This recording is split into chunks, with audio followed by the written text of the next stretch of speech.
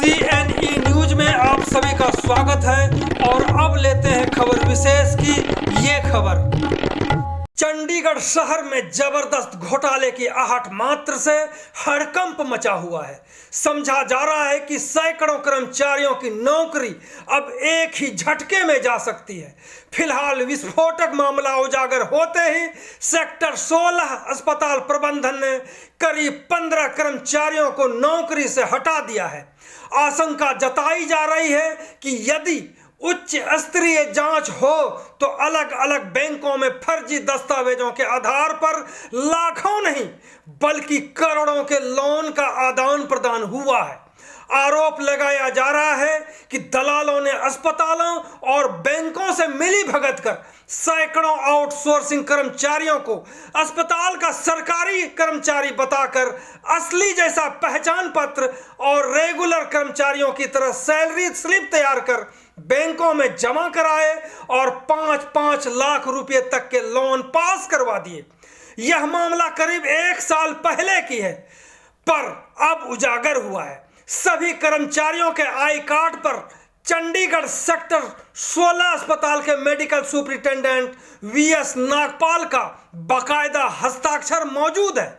इसको लेकर के भी अस्पताल प्रबंधन में हड़कंप है कि दलालों की पहुंच न सिर्फ बैंकों तक बल्कि अस्पताल प्रबंधन में भी गहरी पैठ है। फिलहाल जांच का विषय है कि फर्जी दस्तावेजों के आधार पर शहर भर में आउटसोर्सिंग के कितने कर्मचारी हैं जिन्होंने अपने को सरकारी नौकर बनाकर बैंकों से लोन लिए हैं। वहीं दूसरी तरफ सेक्टर 16 अस्पताल के मेडिकल सुपरिटेंडेंट नागपाल से बात की तो उन्होंने कहा पूरे प्रकरण पर जांच चल रही है। वहीं कर्मचारियों ने सवाल किया है कि जब जांच चल रही है तो सेक्टर 16 कर्मचारियों को नौकरी से क्यों हटाया गया। तो सुनते हैं सबसे पहले यूटी चंडीगढ़ एसएस फेडरेशन के प्रधान रंजीत मिश्रा को, इसके बाद सुनेंगे कृष्ण कुमार को। आप इस पूरी बातचीत को सुनेंगे तो पैरों तले जमीन खिसक जाएगी। ये क्या पूरा मामला है, क्योंकि फेडरेशन से भी जुड़े कई यहाँ पे कर्मचारी हैं जिनको नौकरी से बाहर कर दिया गया है फिलहाल। रंजीत मिश्रा जी। बिल्कुल सर, मैं आपको बताना चाहूँगा कि ये बड़ी हैरान कर देने वाली बात है। मुझे भी पता चला हमारे कुछ कर्मचारी फेडरेशन से संबंध रखते हैं, इसलिए हमें आना पड़ा। नागपाल जी से, डॉक्टर नागपाल जी से हमारी बात भी हुई थी पीछे कुछ दिन पहले। लेकिन सवाल ये बहुत बड़ा है सर कि कर्मचारी अपना डॉक्यूमेंट जो कॉन्ट्रैक्ट मुलाजिम है, सैलरी स्लिप और आई कार्ड कॉन्ट्रैक्ट मुलाजिम वाला जो भी उनको मिलता है, कॉन्ट्रैक्टर देता है ठेकेदार, वो दे के उन्होंने लोन करवाया। लोन तो हमारा अधिकार है, कर्मचारियों का अधिकार है, जहाँ भी उनको ज़रूरत पड़ेगी लोन लेते हैं। लेकिन सवाल ये है कि जो एजेंट बनाकर भेजा गया वो बैंक कर्मचारी था या बाहर का कोई कर्मचारी था जो इनके पास आया, डॉक्यूमेंट्स लिया, और ये डॉक्यूमेंट्स को फर्जी कहाँ बनाया गया, आई कार्ड कहाँ से इशू हुआ, उस पर मैं बड़ी हैरान कर देने वाली बात है सर। ये रायपुर कला चंडीगढ़ का ब्रांच है और ये हॉस्पिटल भी चंडीगढ़ शहर में है। सिटी ब्यूटीफुल, यहाँ पढ़े लिखे लोगों की चंडीगढ़ सिटी मानी जाती है। इसमें डॉक्टर नागपाल जी के भी जो आई कार्ड सिग्नेचर अथॉरिटी है वो डॉक्टर नागपाल जी का है, उनका भी साइन है। इसका मतलब कि कहीं ना कहीं कर्मचारी हॉस्पिटल का भी इसके साथ मिला हुआ है। ये बहुत बड़ा करप्शन है। और जो मैंने एक छोटी सी क्लिप सुनी सर रिकॉर्डिंग, उस एजेंट है या बैंक कर्मचारी है वो लेडीज़ का, हैरान कर देने वाली बात है सर। उसका ये कहना है कि 1500 कर्मचारियों के 16 हॉस्पिटल के कर्मचारियों के सभी उसमें वर्ग हैं, ग्रुप सी और डी सारे टोटल मिला के 1500 कर्मचारियों के लोन हुए हैं जो सारे आउटसोर्सिंग पे काम कर रहे हैं। बिल्कुल आउटसोर्सिंग पे काम कर रहे हैं। अभी तो सिर्फ एक बैंक का ये अभी कागज चेक हो रहे हैं, रायपुर कला का। हो सकता है चंडीगढ़ में और भी SBI ब्रांच हैं जितने भी, जहाँ जहाँ उनका लिंक था। 1500 कर्मचारियों ने, शायद मुझे जो रिकॉर्डिंग से महसूस हुआ कि 1500 कर्मचारी अगर उन्होंने लिया है तो कई करोड़ों का इसमें घपला है और कर्मचारियों से ज़रूर कहीं ना कहीं मोटे पैसे ऐंठे गए हैं। क्योंकि एक बड़ा सवाल है सर, रेगुलर मुलाजिम तो कहीं भी किसी बैंक में चला जाता है, उसको लोन मिल जाता है, लेकिन कॉन्ट्रैक्ट मुलाजिमों का एक डरावा इनका होता है कि नहीं जी आप तो कॉन्ट्रैक्ट मुलाजिम, आपको लोन नहीं पास होगा। यहाँ करके कर्मचारी कहीं ना कहीं दब जाता है, फिर उसको एक हफ्ते बाद ये बोला जाता है कि नहीं आपका लोन पास हो जाएगा लेकिन कुछ पैसे लगेंगे। यहाँ कर्मचारी को ज़रूरत होती है पैसे की, उनके इसी पेमेंट से उनका गुजारा चलता है, तो कहीं ना कहीं वो पैसे देने पे मजबूर हो जाते हैं कि थोड़ा पैसे दे के हमारा लोन तो कम से कम हो जाएगा, मेरा खर्चा तो जो हमारे को ज़रूरत है उसका भरपाई हो जाएगा। लेकिन ये बैंक कर्मचारी और जो एजेंट होंगे, मुझे नहीं पता वो एजेंट था कि बैंक कर्मचारी था, वो लेडीज़ जो फ़ोन पे बात कर रही है, कहीं ना कहीं आई कार्ड अगर इशू हुआ है, आई कार्ड में करप्शन हुआ, तो कहीं ना कहीं हॉस्पिटल प्रशासन के बीच में यहाँ बैठा हुआ है। मैं ये दावे के साथ कह सकता हूँ कि अगर इंक्वायरी होगी और इन कर्मचारियों ने एसएसपी साहब को भी, चंडीगढ़ एसएसपी साहब को भी कंप्लेंट कर दिया है और अपने ठेकेदार को भी एक लेटर इशू कर दिया है और हॉस्पिटल प्रशासन को भी कर दिया है, तो ये जांच का विषय है। लेकिन सवाल ये उठता है कि ये कॉन्ट्रैक्ट मुलाजिम है, अगर इनको नौकरी से निकाल दिया गया है और इनको ब्रेक दे दिया गया है, तो वो बैंक वालों को लोन कहाँ से देंगे, अपने परिवार का खर्चा कैसे चलाएंगे, ये बड़ा सवाल है।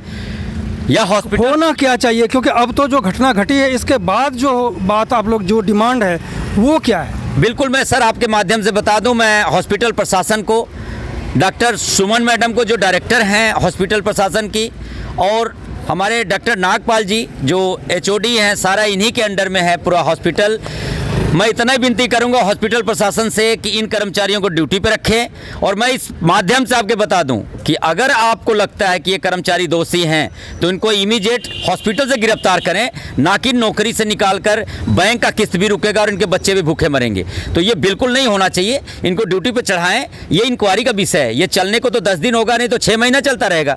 अगर 6 महीने तक ये कर्मचारी बाहर रहेंगे तो इनका परिवार का खर्चा कैसे चलेगा, और अगर 6 महीने के बाद ये निर्दोष साबित हो जाते हैं तो वो 6 महीने की पेमेंट या 2 महीने की पेमेंट जब तक इंक्वायरी ये चल रही है उसका भरपाई कौन करेगा, उसका जिम्मेदार कौन होगा, पुलिस प्रशासन, बैंक या हॉस्पिटल प्रशासन, या वो ठेकेदार होगा। तो ये जरूर मैं आपके माध्यम से बता दूं कि ये बहुत गलत है। यानी आप कह रहे हैं कि जब तक जांच पूरी नहीं हो जाती तब तक किसी को ना निकाला जाए और इनकी नौकरी रहने दी जाए, नहीं तो पेट पर भी आफत और लोन वापसी करने में भी आफत। बिल्कुल बिल्कुल, इनको ड्यूटी पे चढ़ाएं।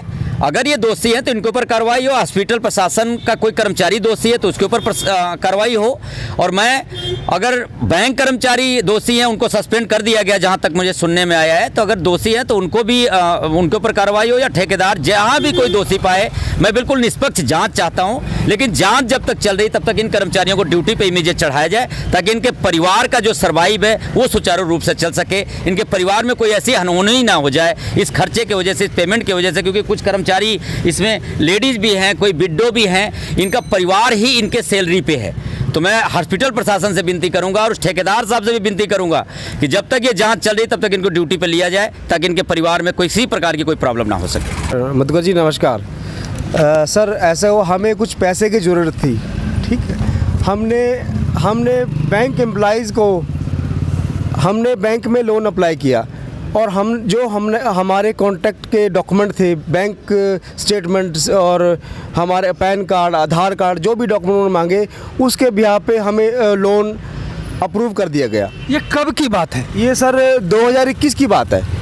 किसी ने नवंबर में लिया है, किसी ने अक्टूबर में लिया है, किसी ने अप्रैल में लिया है। ये सभी लोगों को लोन बैंक ने, एसबीआई बैंक ने लोन अप्रूव कर दिया और पेमेंट भी खाते में आ गई। ये कौन सा ब्रांच है जहां से आपको लोन उपलब्ध कराया? सर ये ब्रांच है एसबीआई की रायपुर कला, जहां बैंक मैनेजर ने हमें लोन सैंक्शन कर दिया और पेमेंट हमारे अकाउंट में आ गई थी और हमारी सभी की किस्तें प्रॉपर जा रही है, कोई दिक्कत नहीं आई।